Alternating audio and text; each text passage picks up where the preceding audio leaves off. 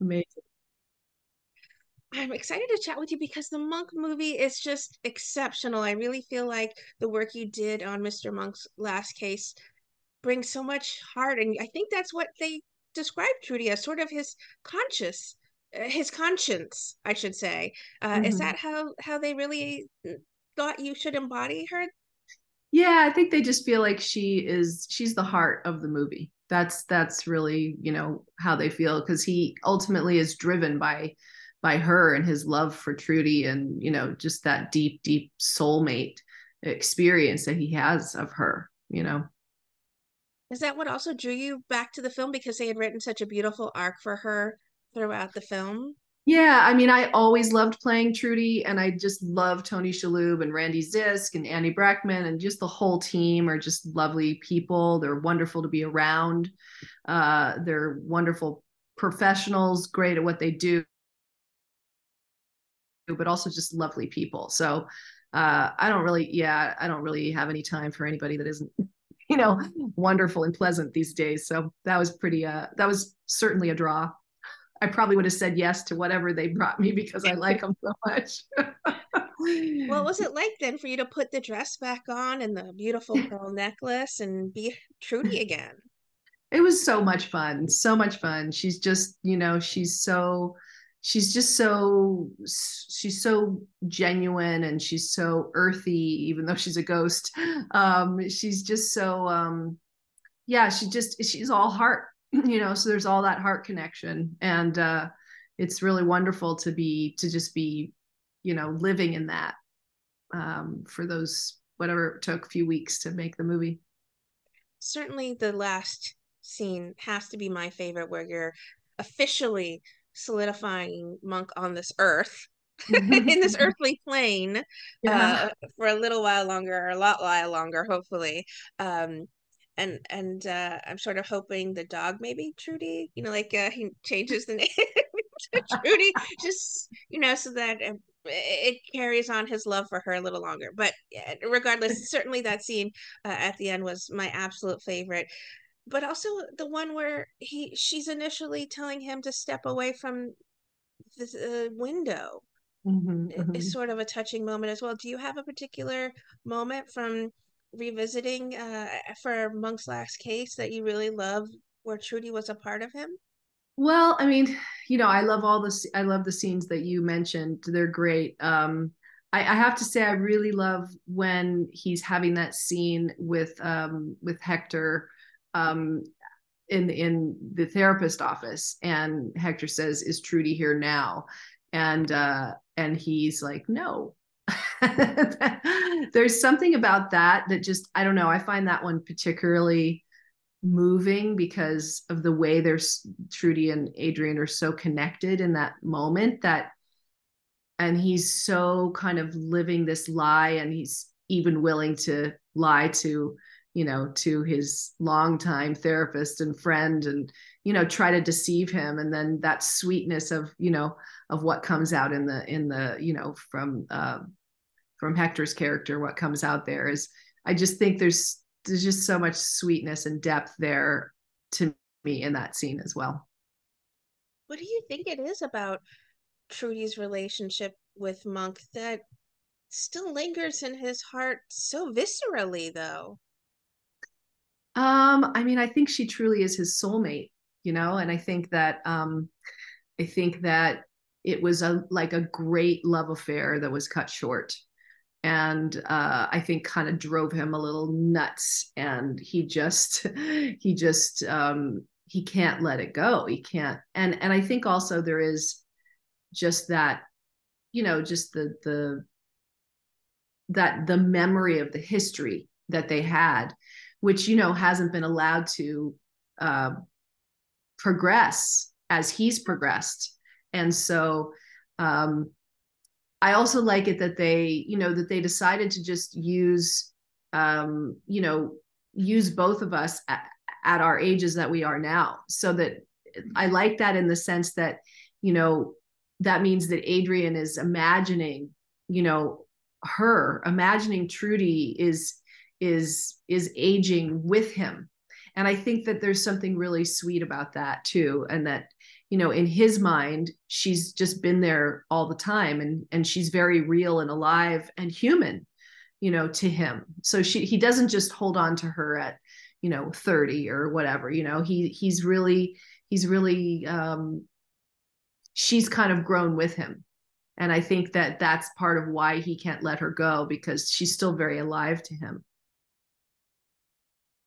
I'm sure you've been overwhelmed with the responses that people have been sending you about how much this movie has meant to them. What has it meant to you to be a part of Monk and continue to be a part of Monk?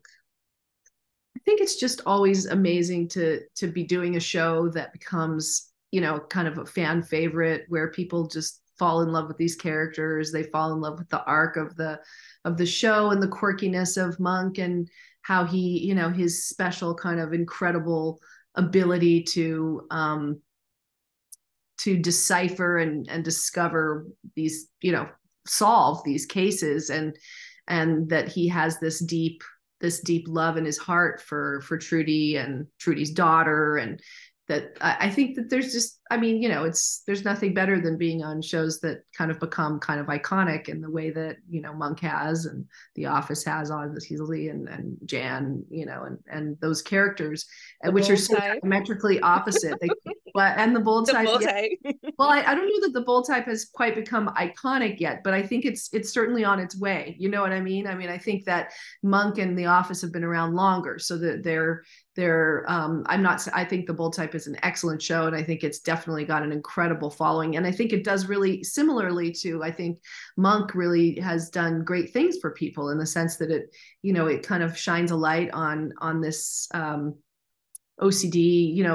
all of that kind of problem, where in a way that is fresh and full of heart and full of compassion and empathy and humor.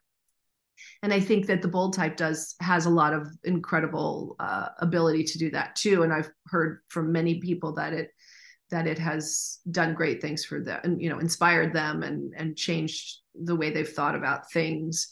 So, but I just think, The Office and Monk have both just been around longer, so they've had more time to kind of get that kind of iconic status.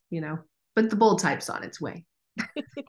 Certainly, people appreciate the very feminist and empowering woman you were in that series as well. So that must make you feel good that you either have, you must have very good taste in picking scripts, because these are three exceptional characters, at least, that have become legendary, at least, fan favorite, iconic women. And Thank you. must you feel exceptionally well. Yeah, that's good. It's You're doing definitely, something right. yeah, that's right. That's right. Yeah.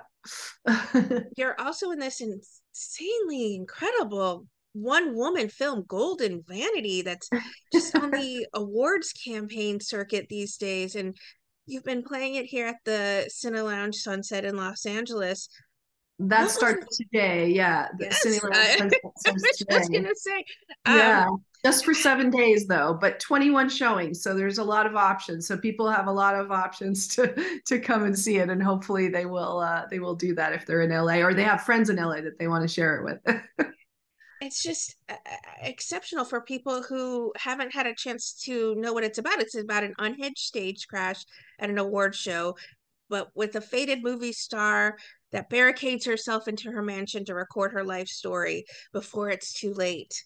And I think it's just an incredible description, because you have such a cult following still, that it's hard for me to see you as, as they've labeled you, a faded movie star. But was there something about Mabel or her story itself that drew you to be a part of that project? Yeah, I mean, Mabel is a character. So, but she's a character that's kind of loosely based on Judy Garland and, Elizabeth Taylor, and kind of that kind of time, set in 1967. And she's fleeing the police on the night of the Golden Movie Awards. And she is compelled to record her entire life story, to try to set the record straight. And she is, it's both hilarious, it's dark, it's tragic. but it's really fresh and unique. It's the first one woman movie ever, as far as we know. And it's really quite an interesting, wonderful, really fresh indie, micro budget film that is totally my passion project. It was written for me by these two young first time filmmakers, Taylor Minus and Max Abram. Max directed it, Taylor produced it, and they wrote it for me based on some of these other characters that you've mentioned here. And I think they felt that I could embody Mabel in a way that would bring her heart, and also, where she could kind of go to all the places she needs to go to in this film, which is she traverses quite a lot of territory, and that's to say it lightly. But it's a really, really, really unusual, quirky, wonderful movie. I'm so excited to be showing it to Los Angeles audiences. Yes, we've been taking it to festivals. We've gone to 4 festivals. We've won 5 awards so far. 3 Best Actress awards for me, and 2 Audience Awards, which is always an amazing award to win too, and Best Narrative Feature also. So it's doing great in the festivals, and we have yet to have a distributor, so we're putting it up in Los Angeles in hopes that we can find wherever the home is that it's going to live. But we're very, very excited about it. Very excited to share it with the Los Angeles audience. Is there a chance to extend the run? Should it do well here at the box office? Well, I mean, I suppose anything's possible. But for now, it's just these 7 days, but it is 21 performances, so that's a lot of performances in 7 days. So if people just go to Cine Lounge, I think it's Cine Lounge, Sunset. Cine Lounge Sunset.com. Yeah, they can check out the times, and starting today until the 17th. And on the 17th, I'll be there for a Q&A. I'll probably pop into a lot of them. I'm going tonight. I'm going to go to a lot of them. So if people want to meet me, I'm happy to, talk about the film. I'm happy to take selfies, whatever. I'd love people to come out. It'd be great. You're an actress, a musician, and an artist. You have this beautiful collage style wallpaper line, storyboards by Melora Hardin. Where do you find time for all these incredible projects you're a part of? I think this is such a great idea to snag, especially here at the holidays. I have a lot of creative energy. Let me put it that way. I have a lot of creative energy. Yeah, I mean, this is something I've been doing all my life. I've been making collage art all my life, but it really has been through working through this documentary that I've been working on for 6 years called Hunter's Thunder, that I kind of that my collages sort of turned into these large collages, which I just had my first fine art gallery showing in Montreal at a gallery called Galerie Le Royer. And those large collages have now become a line of wallpaper, which, as you said, is called Storyboards by Melora Hardin. If people want to see more about the gallery show, the fine art, or the wallpaper, they can go to my website, which is melora.com, and see lots of pictures. So what is next for you? Have you been busy working on other films or other TV series lately? Maybe Well, another music CD? yeah, I mean, I do need to do that. It is about time that I make a new CD. Right now, I mean, really, Golden Vanity has taken up so much of my time. I've been really going to these festivals. I've been meeting with audience members. I've been really trying to help get it out into the world the best way I know how. And so that's been really fun and exciting, but of course, taking up a ton of my time. Plus, we've just come out of a strike. So there's no other work right at the, it's just everybody's just starting to kind of get their feet back on the ground, but, and we're moving right into the holidays. So probably whatever the next film or television show or something, my guess is it'll come in the new year. But in the meantime, I've got plenty on my plate with Golden Vanity. I've still got a couple more festivals to go to with the film, and also my wallpaper line, and all that is still, percolating along. So that's a whole thing too in itself. We touched on it a bit, but what has it meant to you that so many of the characters you've played have become so significant to people and truly bring have brought them so much joy, so much laughter, so much inspiration. Yeah, I mean, I'm one of the luckiest people in Hollywood. What can I tell you? What would you like to say then to everyone who are fans and supporters of the wonderful work, whether you do it on our screen, on our TVs, or in your art, in your music? I would just say thank you so much. And, I'm just so happy that I can make you happy and feel things and question things and expand and maybe be inspired to go farther or do more or question more or be more curious, be more kind. That really makes me happy, and that I make people laugh and help people through hard times. My work is really always a real plus.